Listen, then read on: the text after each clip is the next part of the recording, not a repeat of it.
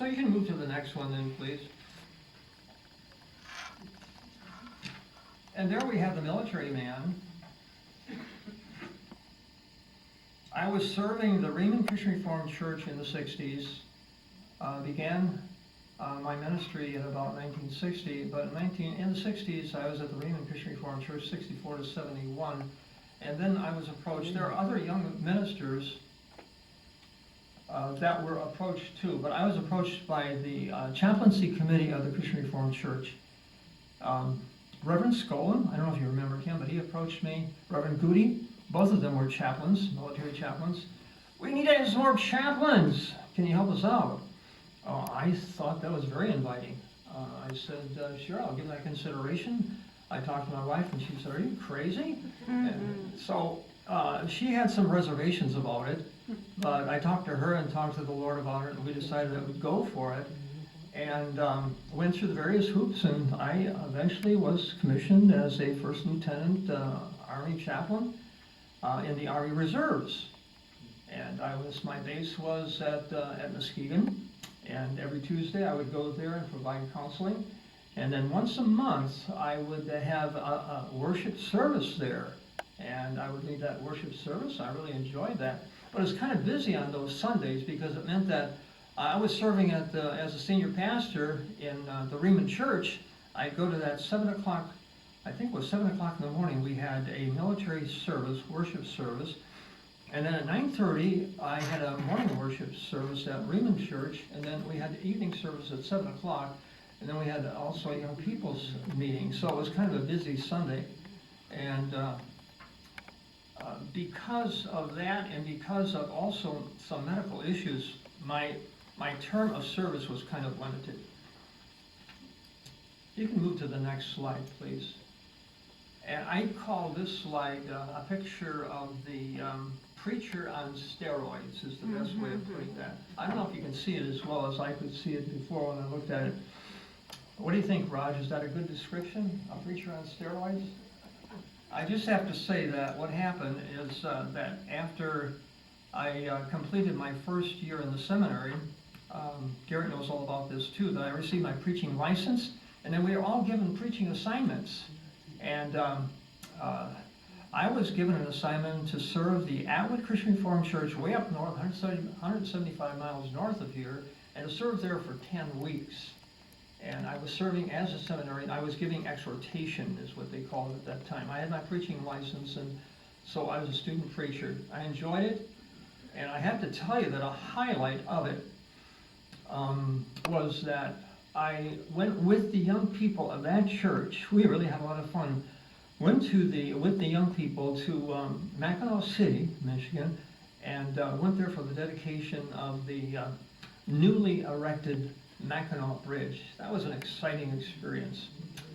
So that was in 1958, the summer of 1958. Then in the summer of 1959, I had completed my second year of seminary, and then they sent me out to Edgerton, Minnesota, and I was there at the Bethel Church. Anybody know anything about Edgerton, Minnesota? But that was an interesting experience too. I was there for about 10 weeks. And then after my third year in seminary, graduated the seminary on June 1 of 1960, and then the Board of Home Missions came to me, and they asked me if I'd be willing to open up a field in Toledo, Ohio. And I said I'd certainly be willing to take on that responsibility. This is before I was officially declared as a candidate for ministry in the Christian Reformed Church. No, I'm not there yet. Okay. So at any rate, I was there until I got my call to my first church, and that was the Sioux City Church. You can bring that up now.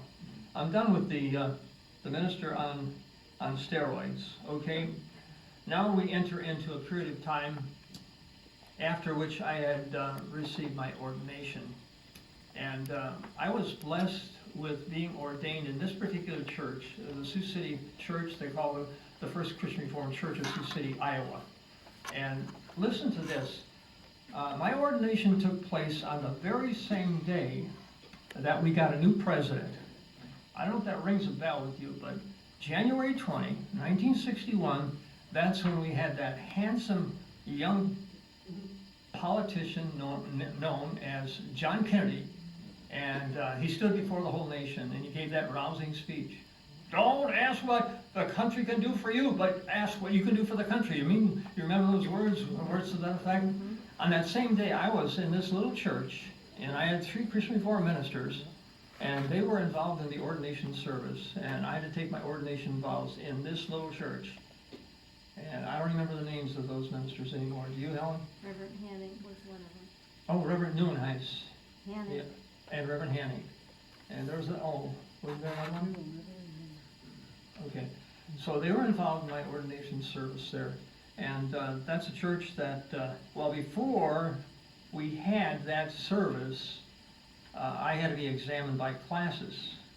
And I don't know if you know anything about that, but classes, examinations, now it's a piece of cake. I've gone to these classes for classes examination of a new pastor.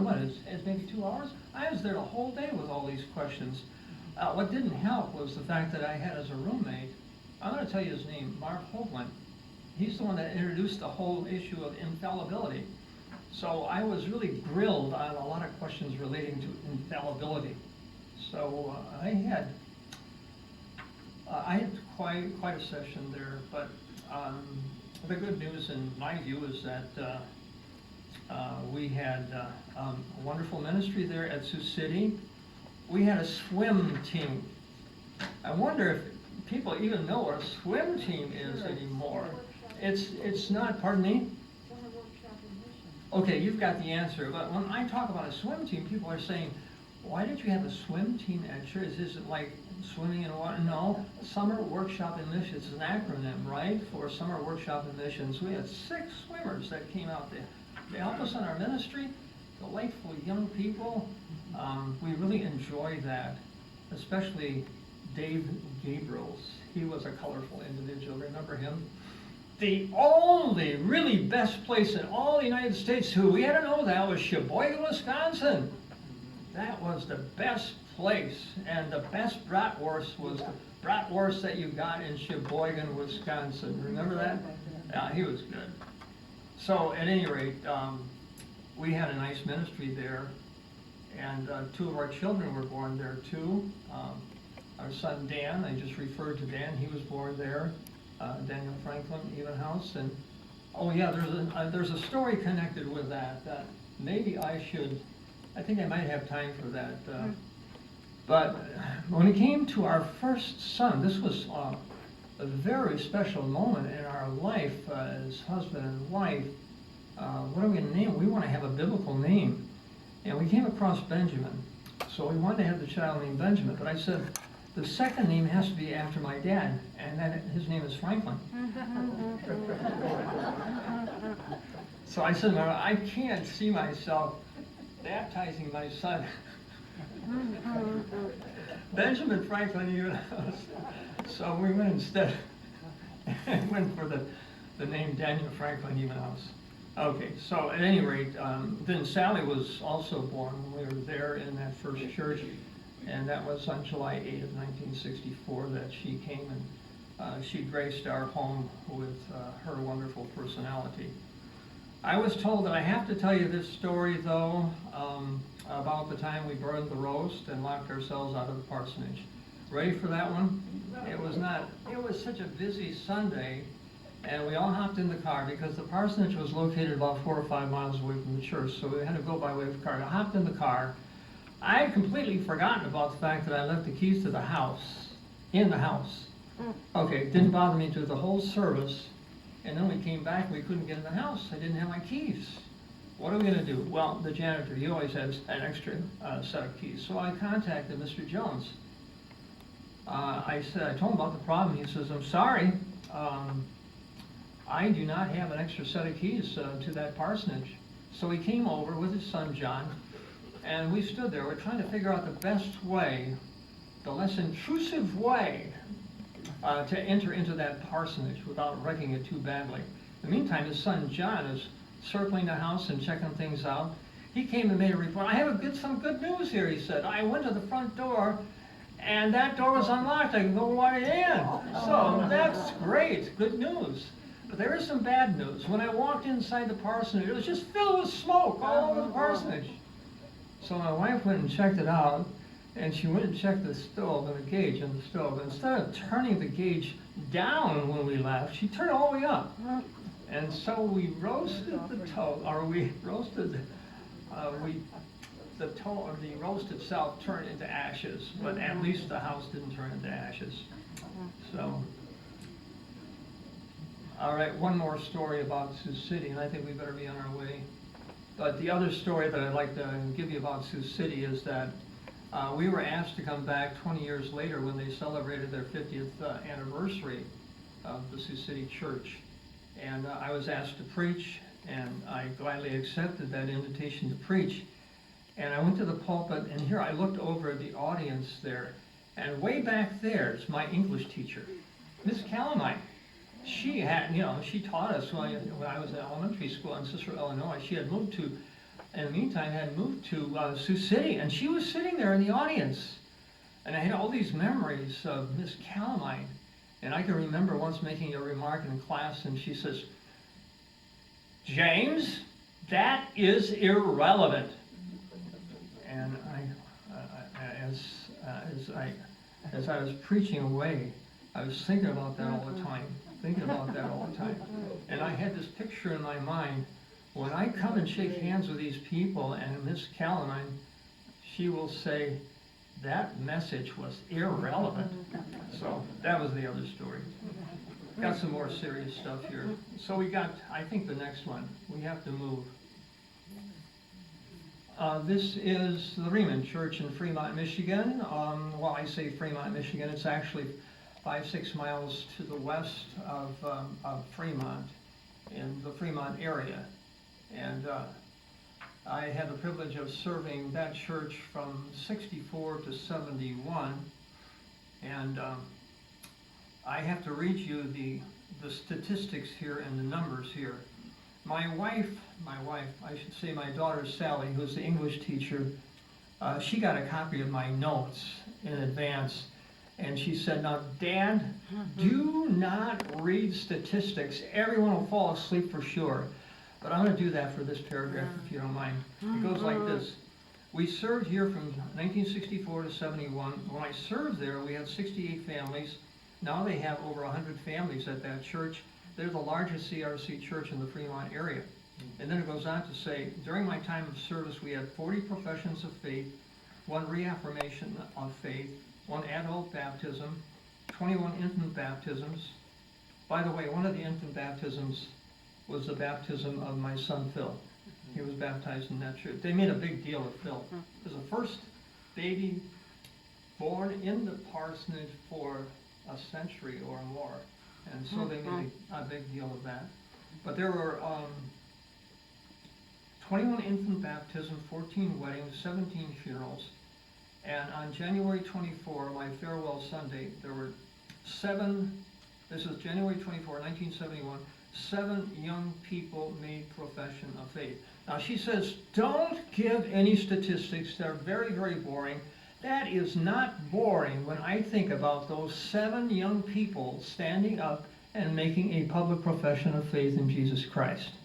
That is not boring to me. I just went to the Grave Avenue Church here about a month ago. We had a wonderful service. Among other things, there were 6 young people making public profession of faith. I think that's wonderful when the church experiences something like that. So that statistic I have to bring to your attention. That was a wonderful church in terms of singing. The Riemann. Oh, you're ahead of me. You're going way too fast. Riemann is far too important. Sorry about that, Gary. You're going too fast on that. But my time is moving too. My wife is saying this. Do you know what that means? Wrap it up. Okay.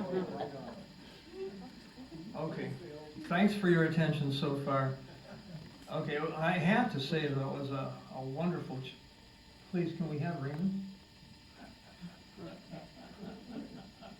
I need to have Raymond, okay? It was a wonderful church, and it's really amazing the kind of attendance that we had at that church. And it was also noteworthy, the kind of singing they had in that church. And I had this whole thing about, I'm gonna bypass that but I'll go on to one lighter side.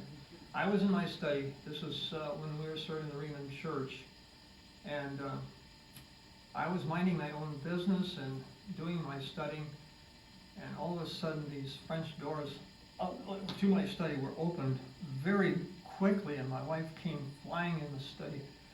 Jim, the church is on fire! You know, that would get your attention, right?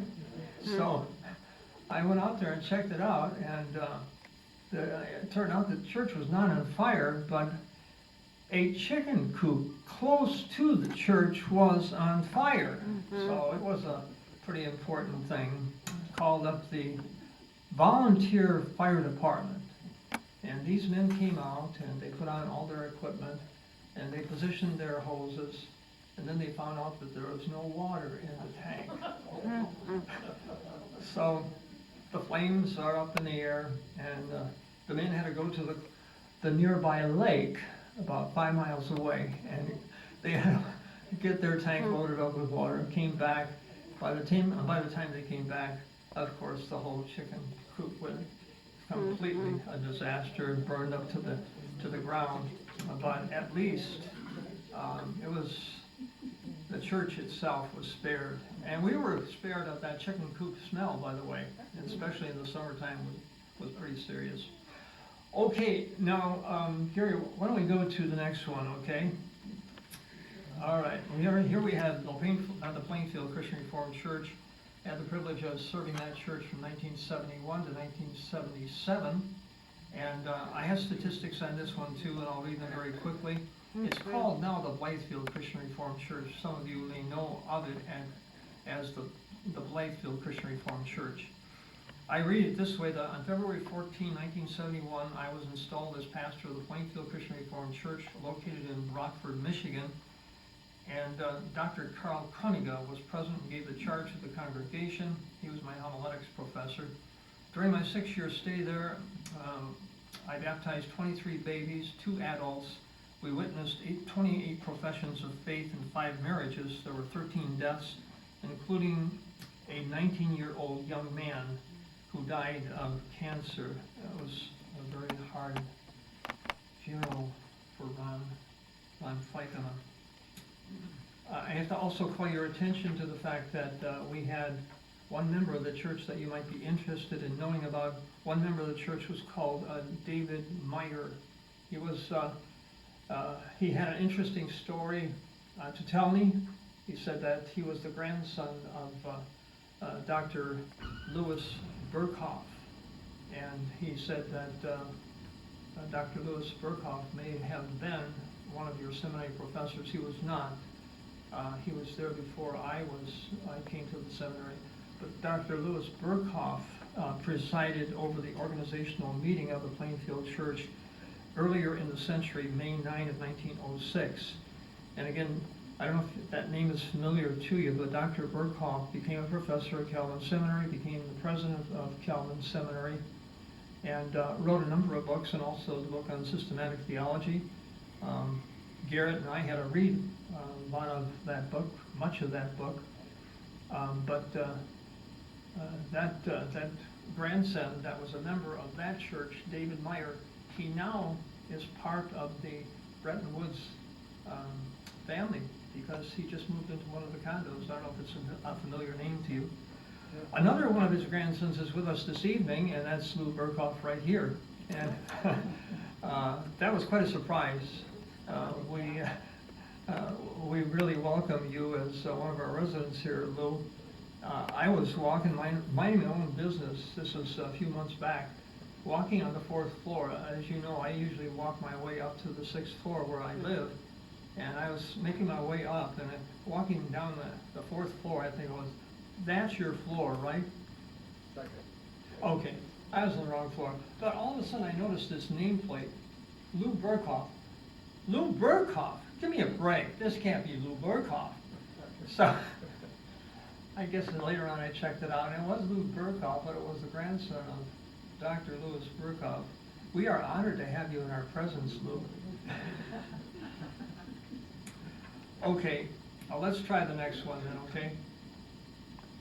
And that is the Springdale, Ontario Christian Reformed Church. And that's when we moved to Canada. When I was going to Calvin College, I would say to the Lord, Lord, I'll take you in, I'll go to any place you want me to go as a minister, but don't send me to Canada. I didn't want to go to Canada. I don't want to tell you the rationale I had for that, but I didn't want to go to Canada. But it turns out that we accepted the call to Canada. We had a wonderful ministry there, and I have to say that my wife really loved it there. So warmly received there by that church and by all the women of the church. There's this mentality that a lot of churches had at that time, that if you were the minister's wife, you were in a special category and they didn't really relate to you like they related to the others. But she is very warmly received there. She really appreciated that. Springdale was a very fine church to serve. I really appreciated it. If I may, I'll do one more statistic, and my daughter is going to be working on it because I have my son taking a recording of all of this, and my daughter is going to hear about it, and I'll get a lecture from my daughter, and I'll have to live with that. On Friday, I was there from 77 to 1982. July 1 of 1977, I was installed as the pastor of this church with classmate Reverend Jack Voss delivering the sermon.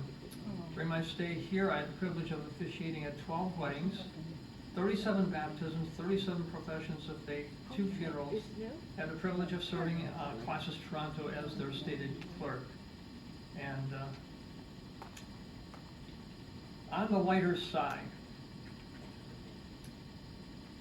when I first came to this church, I had kind of an informal meeting with some of the men of the church, and they were talking about things on the lighter side. We have to tell you also this, Reverend Evenhouse, we have to tell you that there's something special about the pulpit of the Springdale Church. We actually have installed there a trap door. And if we find that the sermon is too long, or we find that the sermon is not to our liking, we have the power to make use of that lever which will engage that trap door, and there's not a basement down there, it's a swamp area, so we would like to give you a heads up on that. So that was you know, I'm making light of really a very fine church, a very fine, they had something else too. And do I have time for the other one now? Someone left already. He has a meeting. He has a meeting. He has a meeting? Yeah. Excused absence, huh? Okay, well, I have to tell you one more story on the lighter side. At that same church, we had a wonderful consistory, and Bob Warburg was the vice president of the consistory. He recommended that we have a consistory dinner at a certain time, a certain place, and we went ahead with it. The consistory members and their wives went and had a wonderful dinner. I can remember ordering a filet mignon steak. Never had one before in my life, and I had all kinds of guilt feelings. Don't tell anybody else, but I paid $25 for that thing. I didn't want to tell my mom and dad that, but I had filet mignon, really enjoyed that, but enjoyed the company. And after the dinner, we had a social hour, and at the social hour, the elders said that they had a special present they wanted to give to me. And so Elder Borber gave me a present. Now this is a very poor replica of that present, but they wanted to give me a glass which had 2 handles, as in these 2 handles, so that I would be able to put that, see if this works. It's a very poor replica, around my head, and I could drink directly, but in this way I could drink my water, because they said, we have found out, Reverend Evenhouse, that you are a heavy drinker.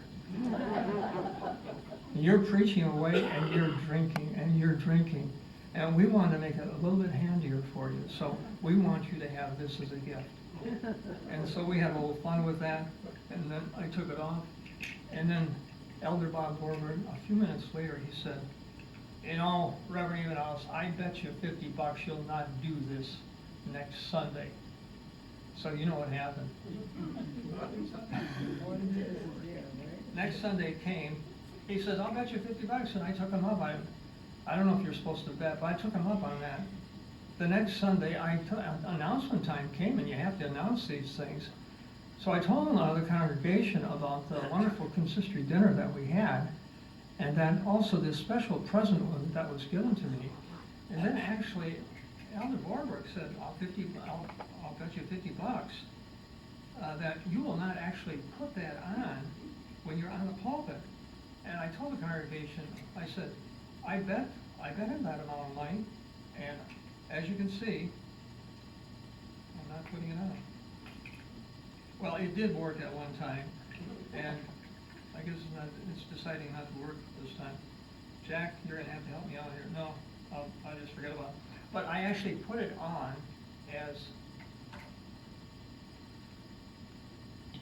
in this way, and I said, I just made $50. And we had a big laugh on that. And, but I had, come to think of it, I was never paid the $50. And if you think about it, we had a 20% interest rate at that time in that church, the Springdale, when I was in Canada, in the Toronto area. So if you do the math on that, Jack would be good at that. If you at 20% interest since 1978, I think we're up to about $1 million, right? So he owes that to me, but I don't think that they ever paid. But that was the Springdale Church. We had a wonderful church there. And I'm going overtime, I'm sorry. The Bozeman Church is next. I'm supposed to be committed to 1 hour, but I'm going to ask for a grace period. We're coming close to the end, though. The Bozeman Church, I'm going to have to make this very quick report concerning the Bozeman, Montana Church. We served them after this from 1982 to 1985, and that was a beautiful area. I have this in terms of numbers and stats. January 29 of 1982, I was installed as the pastor of the Bozeman Church. Many joys in serving this church, also challenges. And apart from the church life, we enjoyed the big sky country, the majesty of the mountains. And several times we also visited the nearby Yellowstone National Park. And the next, well, no, I think I could tell you one thing. This is the Soldiers' Chapel. I had an assignment. All the ministers in the area were given one Sunday. This is about 40 miles away from Bozeman, actually. And we were all given an assignment for one Sunday to preach there. And we really enjoyed it. They had a packed house there. And I can remember preaching on Acts 4:12. Neither is there salvation in any other, no other name under heaven given among men whereby we must be saved in the name of Jesus. So we had special music. It was a wonderful opportunity.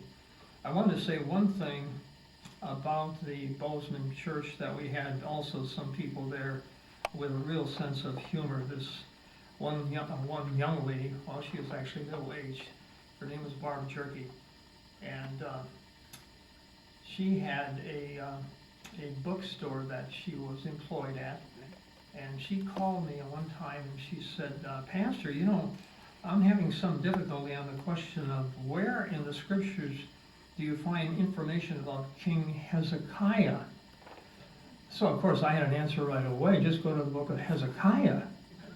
Oh, well, thank you very much, Pastor. Down with the phone.